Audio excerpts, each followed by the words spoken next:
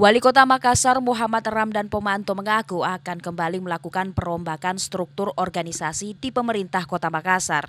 Khususnya untuk pejabat eselon 3, yakni posisi Kepala Bidang dan Lurah Sekota Makassar. Hal ini dilakukan pasca pemerintah Kota Makassar melakukan mutasi jabatan untuk posisi Kepala OPD atau eselon 2 Pemkot Makassar.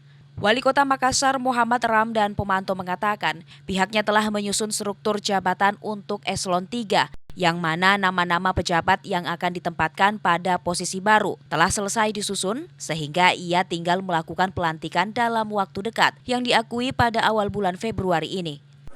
Insya Allah saya kira sebelum tanggal 3 saya berharap saya sudah lantik. Sudah ada nama-namanya, cuma biar tunggu ibu. Itu ada eselon 2 lagi Pak ya? Eselon 2 lagi kita minta izinkan. Ya, ini mau dilelang. Wali Kota Makassar juga menambahkan struktur organisasi yang baru nantinya dapat bekerja dengan maksimal, yang mana pihaknya akan melakukan evaluasi setiap 6 bulan pasca dilantik, dan ada konsekuensi yang akan diterima jika pejabat baru tidak dapat bekerja maksimal. Ira, Fajar TV dan Fajar Radio melaporkan.